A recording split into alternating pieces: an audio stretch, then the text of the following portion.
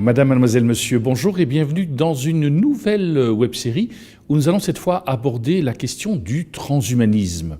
Et pour en parler, je suis heureux d'accueillir le professeur Vincent Guénen, endocrinologue et également médecin-chercheur à l'Université de Liège. Professeur Guénen, bonjour. Bonjour. Alors peut-être nous expliquer, vous êtes endocrinologue, c'est quoi exactement l'endocrinologie? J'arrive pas à dire le mot correctement. L'endocrinologie, c'est l'étude, c'est la discipline qui s'occupe des maladies, des glandes endocrines qui vont de l'hypophyse à la thyroïde, les surrénales, le pancréas, les gonades. C'est essentiellement cela. Et donc, mais vous êtes également médecin-chercheur, et là, vous êtes plutôt en immunologie. Oui, alors, je suis médecin-chercheur et je travaille pour 80% de mon temps sur un organe qui me fascine, je dirais, depuis 30 ans, depuis plus de 30 ans, c'est le thymus. Or, justement, le thymus, on l'a considéré pendant longtemps comme une glande endocrine, alors que ce n'était pas du tout le cas.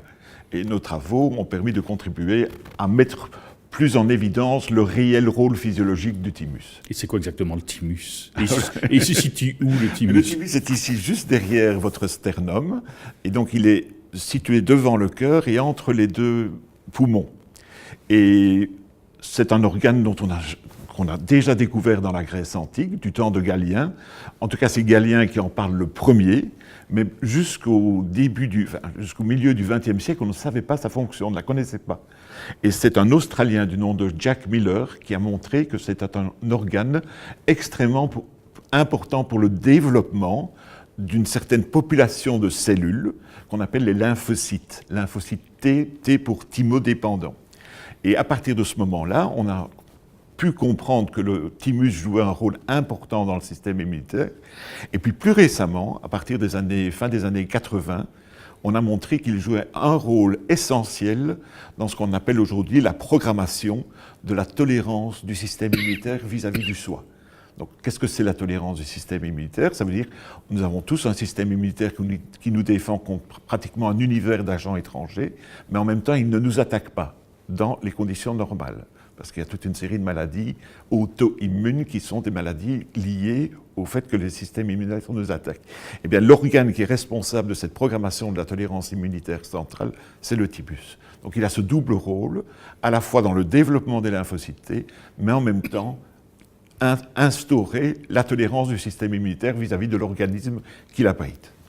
Et qu'est-ce qui fait qu'un médecin-chercheur comme vous êtes intéressé à un moment donné au transhumanisme? Est-ce qu'il y a un lien avec votre discipline ou bien pas spécialement? Non, je dirais qu'il n'y a pas de lien direct, ça c'est clair. Le transhumanisme, je m'y suis intéressé parce qu'on en parle. Et qu'en tant que scientifique et quelqu'un qui croit dans le progrès, il ne peut pas faire l'impasse sur une discipline qui dit nous voulons augmenter les potentialités, les capacités physiques, intellectuelles de l'espèce humaine.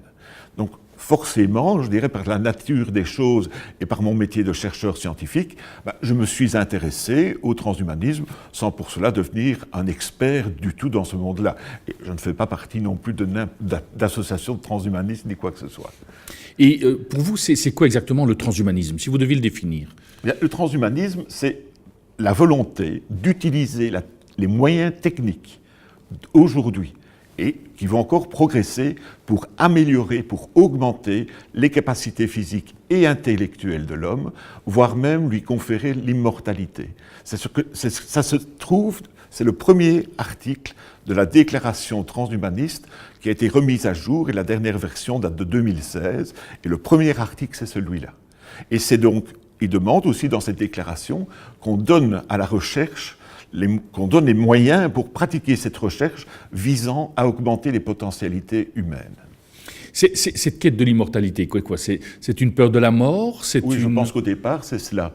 Je pense qu'au départ, c'est une réponse à l'angoisse de la mort, comme les religions sont une réponse à l'angoisse de la mort.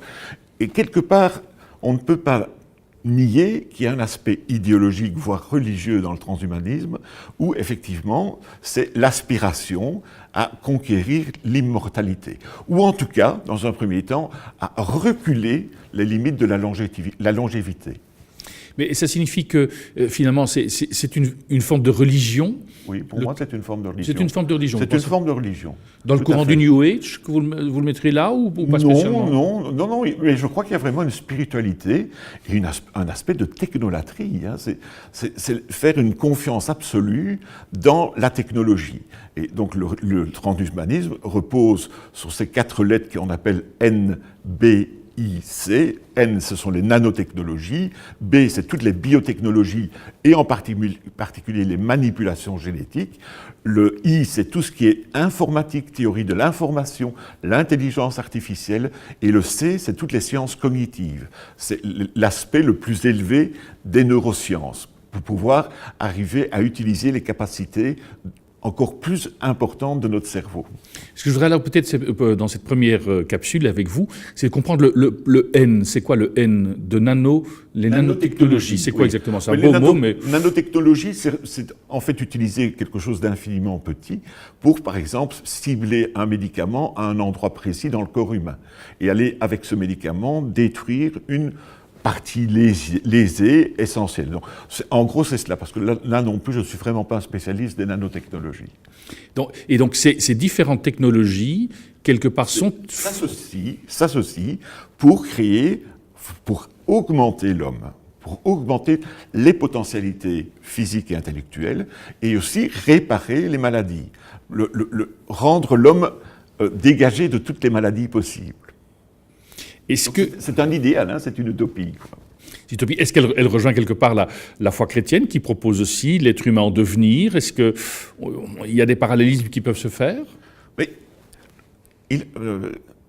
dans l'humanité, on retrouve toujours les volontés d'aller plus haut, plus fort, plus loin. C'est depuis l'Antiquité, depuis que le langage nous est parvenu sous forme de traces, on dit l'homme doit aller plus haut, plus fort, plus loin. Même aujourd'hui, une devise des jésuites que j'aime particulièrement, c'est Magis. Hein, c'est le meilleur, c'est le mieux. Donc, quelque part, oui, effectivement, les religions aussi cherchent quelque part à améliorer l'humanité, à améliorer l'homme. Le transhumanisme, lui, a cet aspect de religion parce qu'il ne repose actuellement que sur une confiance, une foi en la technologie. Or, jusqu'à présent, les données factuelles que nous possédons sur ces technologies ne permettent pas d'envisager, ne permettent pas de concrétiser les aspirations du courant transhumaniste.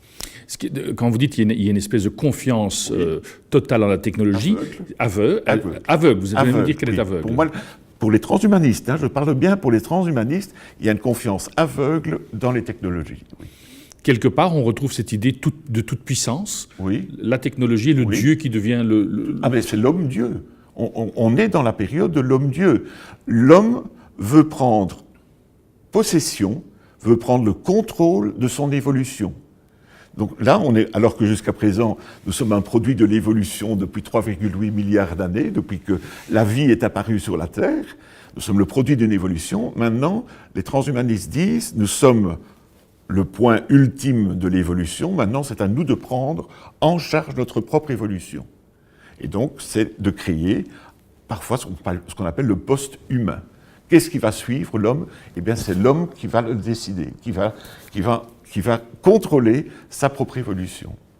D'une certaine manière, c'est l'homme qui devient Dieu. Oui, tout à fait. Mais d'ailleurs, il y a un livre qui vient de sortir par celui qui avait déjà écrit un superbe bouquin qui s'appelle Sapiens, qui était une brève histoire de l'humanité.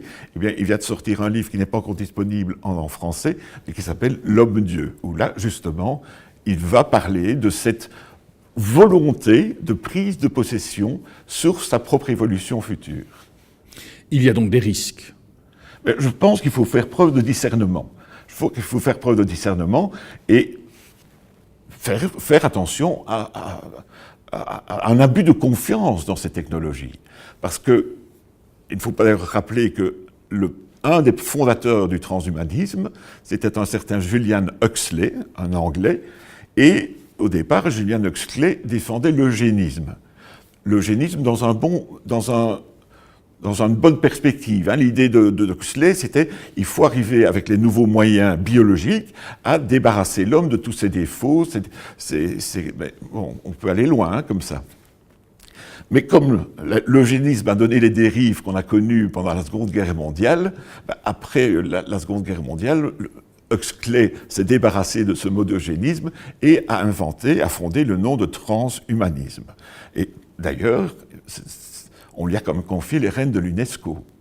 Il est quand même devenu le premier directeur de l'UNESCO. Donc, où là, il y a quand même une volonté humaniste au départ.